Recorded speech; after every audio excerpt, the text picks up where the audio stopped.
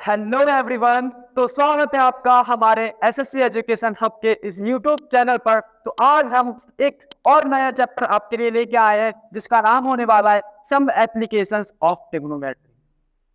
कौन सा चैप्टर है भाई? चैप्टर हमारा ये 9 है। हम चैप्टर 8 खत्म कर चुके हैं। और आपको मैं एक बात बता दूं, अब आप बोल रहे होंगे ना सर आप हमें ट्रिग्नोमेट्री पढ़ा गए, साइन थीटा कॉस थीटा पढ़ा गए, लेकिन इनका हमारे जिंदगी में हमारी लाइफ में यूज कहाँ है? बहुत सारे लोगों के मन में ये सवाल उठते होंगे कि हम जो पढ़ते हैं वो तो हम डेली लाइफ में यूज करते ही नहीं है। अब मैं आपसे बोल रहा हूं, आपने ट्रिग्नोमेट्री पढ़ लिया, ठीक है। अब उस ट्रिग्नोमेट्री का यूज जो है आपकी लाइफ में होने वाला है, वो कैसे? सुनिए, अब हम कहाँ कहाँ यूज कर सकते हैं। देखो, मैं गया दुबई, ठीक है, और मैंने दुबई में क्या देखा, एक बुर्ज खलीफा जो कि बहुत ही फेमस बिल्डिंग है, मैंने उसको देखा। अब मेरे दिमाग में आया कि बुर्ज खलीफा इतनी बड़ी है, लेकिन है ये मतलब इसकी ऊंचाई कितनी है, इसकी हाइट कितनी है, मेरे माइंड में यही सवाल आया। और हो सकता है आपके माइंड में भी यही सवाल आता हो जब भी आप बुर्ज खलीफा का जिक्र सुनते हो कि असल में ये बुर्ज खलीफा कितनी लंबी है। देखो, चाहे कोई बुर्ज खलीफा हो, चाहे कोई बिल्डिंग हो, चाहे कोई पुल हो, अगर मैं उसकी हाइट पता करना चाहूं तो ये बहुत ही ईजी है। और किसके जरिए हो सकता है ये सारा काम? ये सारा काम हो सकता है हमारे ट्रिग्नोमेट्री के जरिए। बात समझ रहे हैं ना मैं क्या कहना चाह रहा हूं? ठीक है, अब चलो, अब बात आ जाती है अपने मुद्दे के ऊपर कि हम कहना क्या चाह रहे हैं। सुनिए, जैसे कि मान लिया मेरे सामने कोई बिल्डिंग है और मुझे उस बिल्डिंग की हाइट पता करनी है, ठीक है। तो मैं कैसे पता कर सकता हूं? तो मुझे केवल दो चीजें पता होनी चाहिए। एक तो उसका कोई कोई एक साइड पता होनी चाहिए, प्लस उसका एंगल पता होना चाहिए कि हम बिल्डिंग से कितने एंगल पर खड़े हैं और बिल्डिंग से कितनी दूरी पर खड़े हैं। अगर ये दो बात मुझे पता है तो समझ जाओ कि चाहे कोई बिल्डिंग हो, चाहे कोई बुर्ज खलीफा हो, ठीक है, मैं हर एक की ऊंचाई यानी हाइट पता कर सकता हूं। अब कैसे? सुनो, मैं तुमसे बोल रहा हूं, मान लिया मेरे पास ये कोई बुर्ज खलीफा है। अच्छा देखो, ये रही हमारी बुर्ज खलीफा। क्या नाम है इसका? बुर्ज खलीफा। वो गाना नहीं होता, आजा तुझे मैं दिला दूं बुर्ज खलीफा, ठीक है, जा रहे मतलब उस गाने के ऊपर मत जाना, लेकिन हम इसका जिक्र कर ले रहे हैं, बुर्ज खलीफा। ठीक, हमारे पास कोई बुर्ज खलीफा बिल्डिंग है, ठीक है। अब मैंने क्या किया, मैं गया दुबई भाई, मैंने बुर्ज खलीफा देखी। अब मैं खड़ा हूं यहाँ पे, कहाँ पे खड़ा हूँ? इस पॉइंट पर खड़ा हूँ, ठीक है। मैं खड़ा हूँ और मैं अपनी आंखों से देख रहा हूँ उस बुर्ज खलीफा को, देख रहा हूँ इसकी ऊंचाई कितनी हो सकती है, ठीक है। तो मैंने कुछ ऐसे देखा, मेरी नजर जो है इस बिल्डिंग के यानी कि इस बुर्ज खलीफा के टॉप से टकराई, ठीक है, ओके। अब मुझे मतलब बुर्ज खलीफा या किसी भी बिल्डिंग की हाइट पता करने के लिए कौन कौन सी दो चीजें पता होनी चाहिए? देखो, एक तो मतलब मेरी आंखों से उस बिल्डिंग के टॉप के साथ कितना एंगल बन रहा है, कितने डिग्री का एंगल बन रहा है, प्लस मैं इस बिल्डिंग के फुट से यानी कि बॉटम से कितनी दूर खड़ा हूं। अगर मुझे ये दोनों चीजें यानी कि एंगल और ये दूरी अगर पता है, ये दूरी अगर पता है, समझ जाओ कि मैं इसकी हाइट निकाल सकता हूं। इतनी चीज क्लियर हो गई? ठीक है। अब सुनो, इस चैप्टर में आपको कौन कौन सी बातें याद रखनी है, किन किन बातों को आप फॉलो करके बिना कुछ कंफ्यूजन के आप सवाल निकाल सकते हो। ठीक, अब सुनो कैसे। देखो, अब हम डायरेक्ट बुर्ज खलीफा वगैरह की बातें नहीं करते हैं, हम बात करते हैं अपने पढ़ाई की कि हम इस चैप्टर को कैसे सॉल्व करेंगे। इतना समझ में आ गया होगा, किसी भी बिल्डिंग की हमें हाइट पता करने के लिए दो चीजें पता होनी चाहिए। क्या? एक तो एंगल और दूसरा क्या? बॉटम से तुम जहां खड़े हो वहां तक की दूरी आपको पता होनी चाहिए, तो आप किसी भी बिल्डिंग कोई भी चीज हो उसकी ऊंचाई यानी कि हाइट पता कर सकते हो, ठीक है। अब सुनो,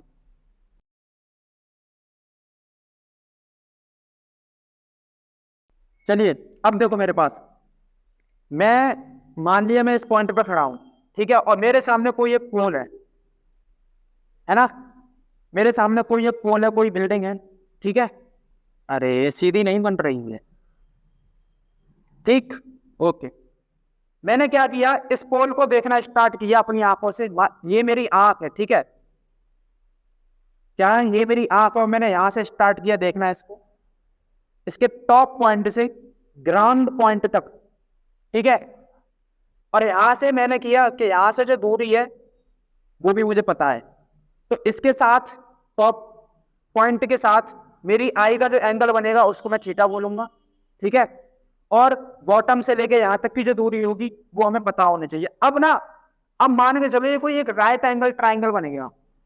अभी हम साइड मेजर नहीं करेंगे, हम ये देखेंगे कि जो 3 साइड बनी है ट्राइंगल में, इन साइड के नाम क्या हो सकते हैं। सुन लो, इसको हम बोलते हैं, जो हमारी आई कांटेक्ट के साथ जो टॉप पॉइंट पर जो लाइन यानी साइड बनती है उसको हम बोलते हैं line of site.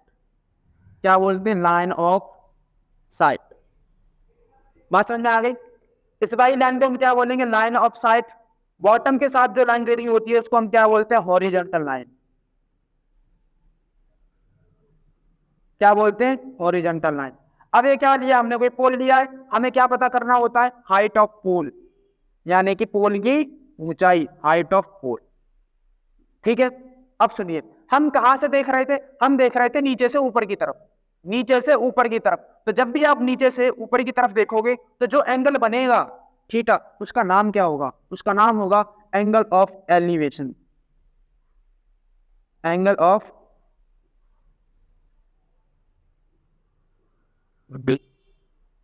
Of elevation. ठीक है, इतनी बातें क्लियर होंगी आपको? ठीक है, अब आपने क्या किया? अभी तक आप क्या खड़े थे? अभी तक आप नीचे खड़े थे, जमीन पर खड़े थे। ठीक है, तो जो एंगल बना उसको हम क्या बोलते हैं? Angle of elevation. ठीक है, अब आप मान लो किसी बिल्डिंग पर खड़े हैं, कैसे? अब आपने क्या किया? अब आप किसी बिल्डिंग पर खड़े हैं यहाँ पर, और यहाँ से आप देखना स्टार्ट करते हैं। कहा कि किसी भी मतलब ग्राउंड के किसी भी पॉइंट को आप देखना स्टार्ट कर रहे हैं। यहाँ से ये आपने देखना स्टार्ट किया और आप यहाँ देख रहे हैं। ठीक है, तब आप हमें ये बताओ कि इस बिल्डिंग की ऊंचाई कितनी होगी, इस बिल्डिंग की हाइट कितनी होगी? कुछ नहीं करना। एक और चीज बता दूं आपको, देखो, जब भी कोई भी थीटा बनेगा, कोई भी एंगल बनेगा, तो वो horizontal line and line of site के कॉन्टेक्ट से बनेगा। मैं दोबारा बोलूंगा कि जब भी कोई एंगल बनेगा वो कैसे बनेगा? Horizontal line and line of site के कॉन्टेक्ट से बनेगा। तो ये कौन सी लाइन हो जाएगी हमारी? Line of site. पता है ना ये कौन सी लाइन है? Line of site. ठीक है, ये क्या है? ये है हमारा हाइट ऑफ पोल। हमने पोल को लिया है अभी, हाइट ऑफ पोल। ठीक है, अब हमें पता चला कि ये जो पॉइंट है, ये जो पॉइंट है वो पोल से कितनी दूरी पर है, कितनी डिस्टेंस पर है? ये कुछ डिस्टेंस पर होगा। मैं डिस्टेंस मेजर नहीं कर रहा हूं अभी, ठीक है, मेरे मुंह से निकल जाता है, लेकिन डिस्टेंस मेजर नहीं कर रहा हूं कि ये किसी पॉइंट पर होगा। तो इस वाली लाइन को हम क्या बोलेंगे? Horizontal line. क्या बोलेंगे? Horizontal line. ठीक है, मैं लिख दूंगा यहाँ पे हॉरिजॉन्टल लाइन। और मैंने क्या बोला अभी? एक बात बोली कि कभी भी कोई भी एंगल बनेगा वो horizontal line and line of contact से बनेगा। यहाँ पर हॉरिजॉन्टल लाइन है, यहाँ पर लाइन ऑफ साइट है। ठीक है, लेकिन आप ये बोल लोगे सर यहाँ पे थीटा बन जाएगा, लेकिन गलत। क्यों गलत? आप हो कहाँ? आप यहाँ ऊपर बिल्डिंग के ऊपर से नीचे की तरफ देख रहे हो, है ना? और लेकिन ऊपर तो केवल लाइन ऑफ साइट है, हॉरिजॉन्टल लाइन है ही नहीं। तो देखो हम क्या करेंगे, ये जो हॉरिजॉन्टल लाइन है, हम क्या करेंगे कि हमने इसी के पैरेलल कोई हॉरिजॉन्टल लाइन खींच ली। ये लाइन अभी चल रही है ऐसी, इसी के पैरेलल कोई हॉरिजॉन्टल लाइन खींच। अब देखो हमारे पास हॉरिजॉन्टल लाइन भी हो गई, लाइन ऑफ साइट भी हो गई। तो क्या होगा कि यहाँ पर कोई एंगल बन जाएगा, यानी कि थीटा। अब जब भी हम मैथमेटिकल कैलकुलेशन करते हैं तो ये वाला जो एंगल होता है वो किसके इक्वल होता है? इस एंगल के इक्वल होता है। तो मेजर करने के लिए हम ये ऊपर वाला एंगल यहाँ मान लेते हैं। इतनी चीज क्लियर होगी आपको? ठीक है, बहुत बढ़िया। फिर से मैं एक बार रिपीट कर दूं कि हमें कभी भी किसी भी बिल्डिंग या पोल की हाइट पता करनी होगी तो हमें उन लाइन के नाम क्या होंगे? तो ये वाली जो लाइन होगी जहां से हम देखेंगे वो होगी लाइन ऑफ साइट। चाहे हम नीचे से देखें, चाहे हम बिल्डिंग के ऊपर से देखें, क्या होगी वो? Line of site. ठीक है, ग्राउंड वाली जो लाइन होगी, यानी ग्राउंड और बिल्डिंग से टच वाली लाइन जो होगी उसको हम बोलेंगे हॉरिजॉन्टल लाइन। Horizontal line. ठीक है, अगर आप नीचे से देख रहे हैं ऊपर की तरफ, जो एंगल बनेगा उस एंगल का नाम क्या होता है? Angle of elevation. ठीक है, और जब आप ऊपर से देख रहे हैं, अब आप ऊपर से नीचे की तरफ देख रहे हैं, तो इस एंगल का नाम क्या होगा? इस एंगल को बोलेंगे हम एंगल ऑफ डिप्रेशन। एंगल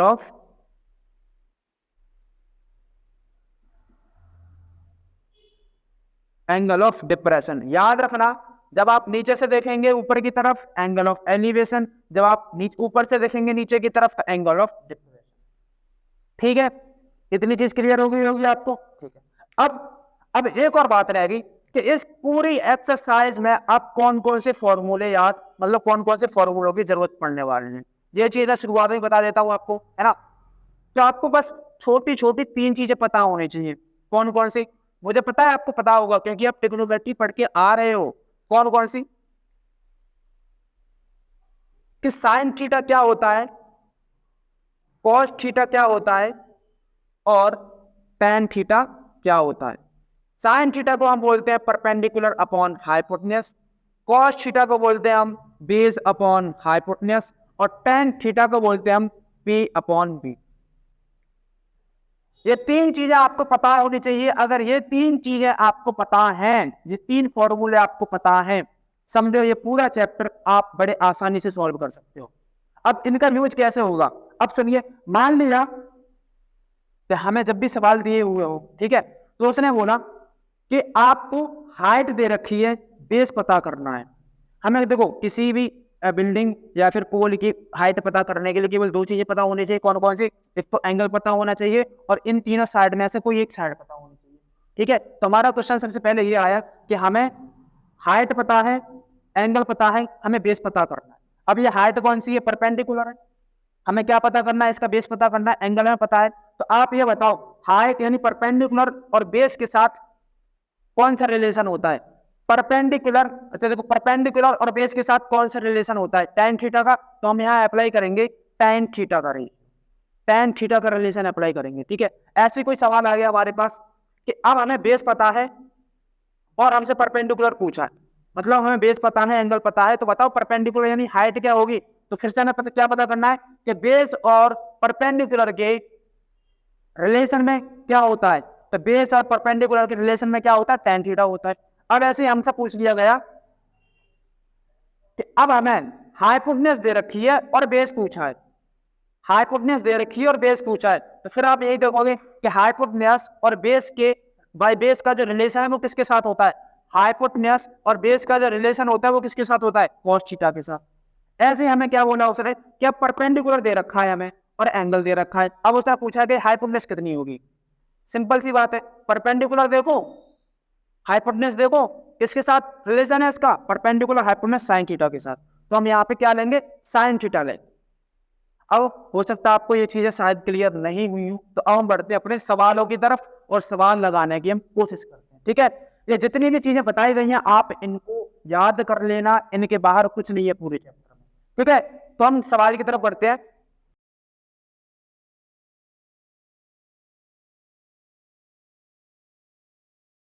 हाँ, तो हमारा एक्सरसाइज का जो भी पहला क्वेश्चन है वो हम यहाँ बोर्ड पर लिख चुके हैं। ठीक है, एक बार मैं आपको समझा दूं कि वो क्वेश्चन हमसे कहना क्या चाह रहा है। देखिए सुनिए, a circus artist is climbing a 20 metre long rope, मतलब सर्कस का कोई एक कलाकार है, वो 20 मीटर लंबी रस्सी पर क्या कर रहा है? चढ़ रहा है।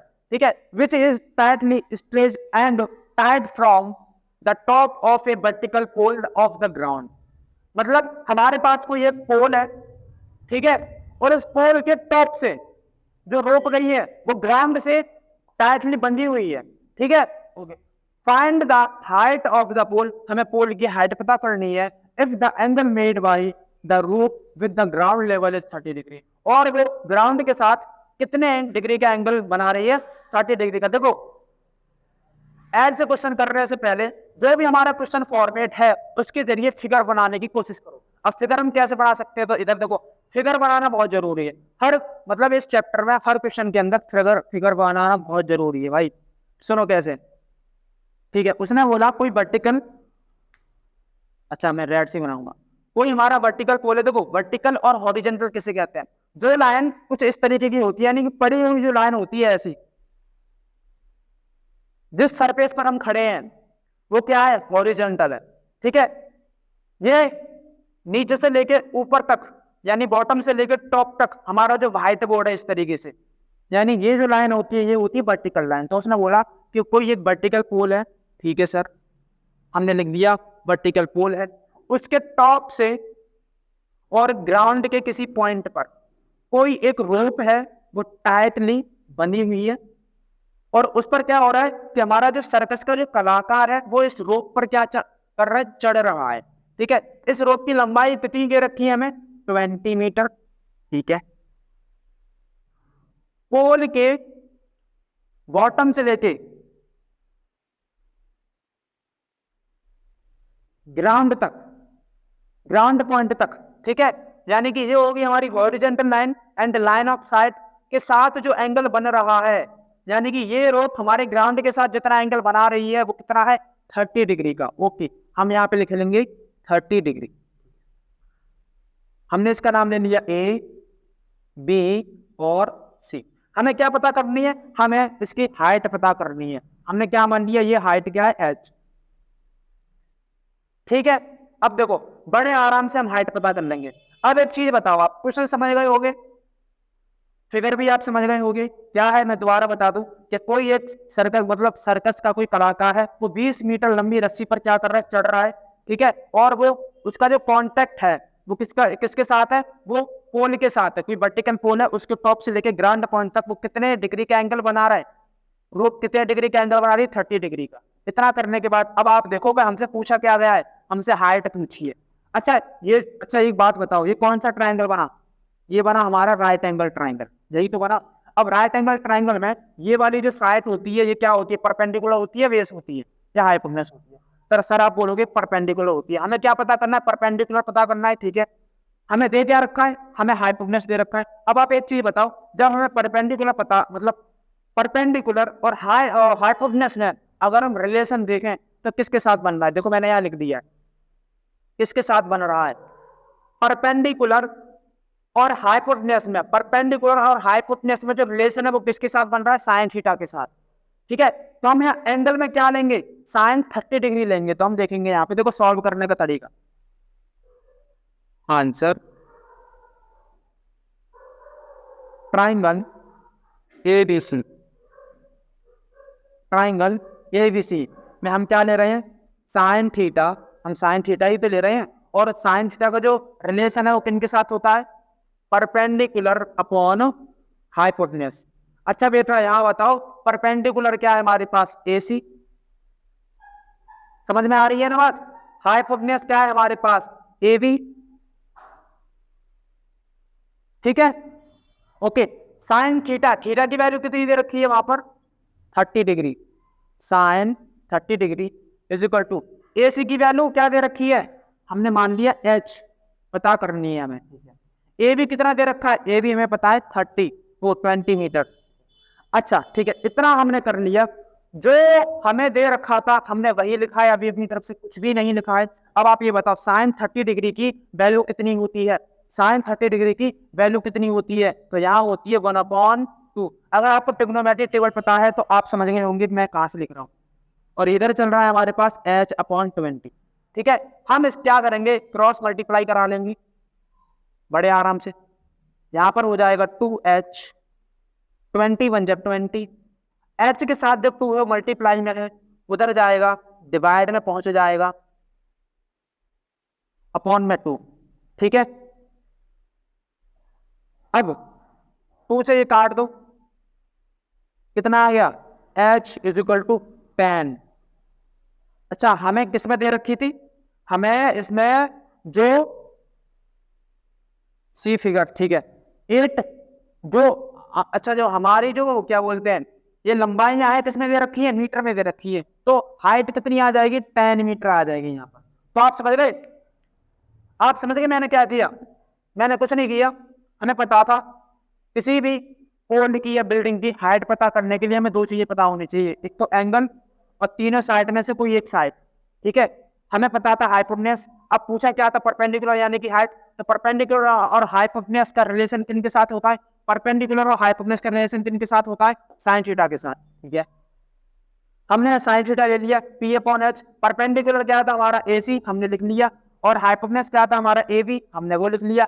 AC की वैल्यू कितनी मान ली हमने, H मान ली है। ठीक है, यहाँ हम AC भी मान सकते थे, जो भी है हमने H मान के कर लिया। ठीक है, AB की वैल्यू कितनी दे रखी है, 20 मीटर।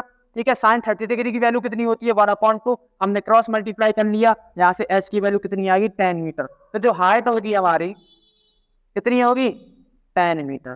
ठीक है, स्क्रीनशॉट ले लीजिए आप इसका। चलो अब हम बढ़ते हैं आगे वाले क्वेश्चन की तरफ, वो भी इसी तरह होने वाला है।